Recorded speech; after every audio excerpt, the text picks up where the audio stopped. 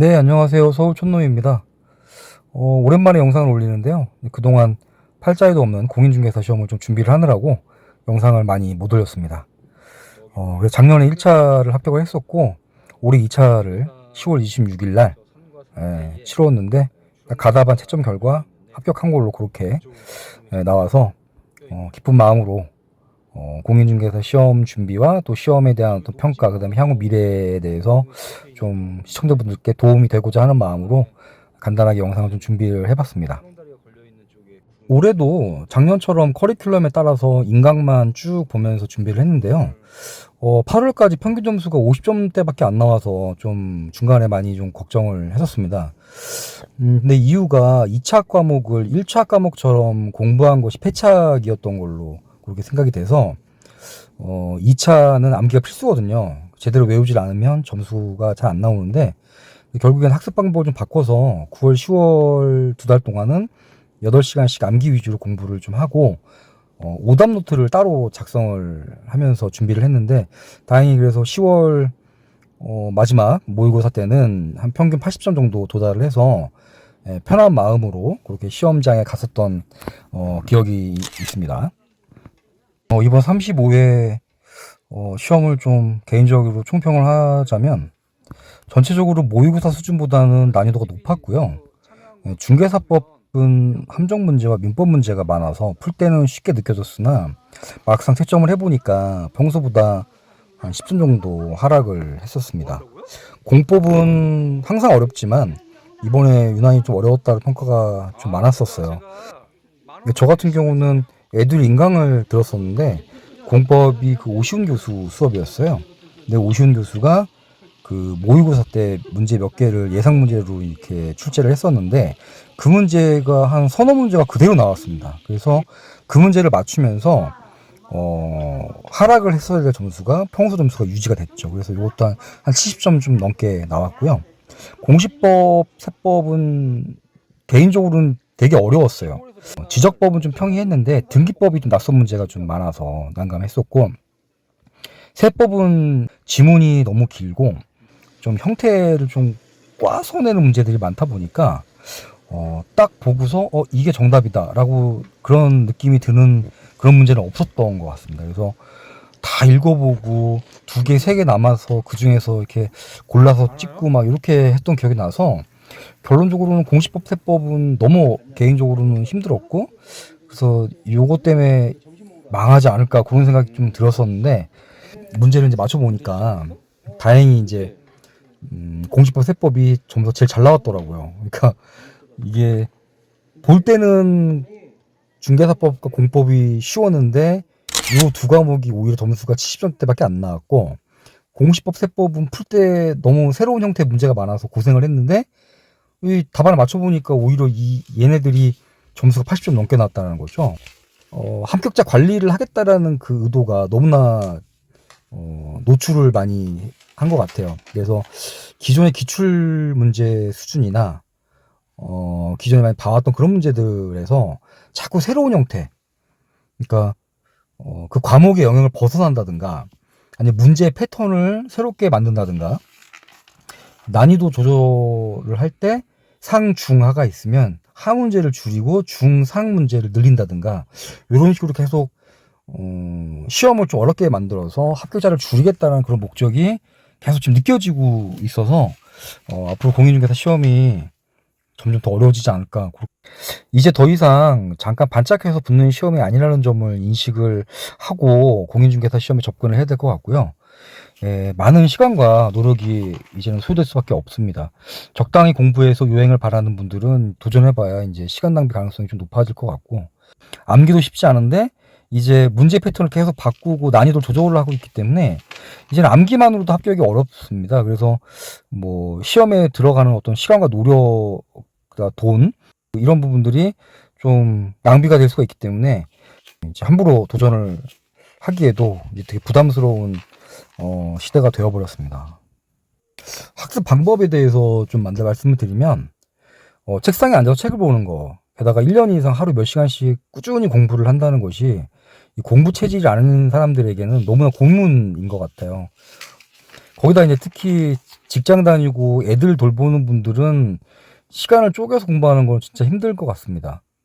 제 경우는 공부의 효율을 떠나서 일단 책상에 앉아있게 하는 그 방식을 택했는데요. 왜냐면 이 의지가 저도 약한 편이라서 공부를 막 하기 싫은데 억지로 이렇게 하는 게 너무 힘들더라고요. 그래서 장기간 책을 보면서 연구하고 습득하는 거, 이게 고역인 분들은 제가 했던 방법을 한번 따라해 보시면 어떨까 그렇게 싶은데요.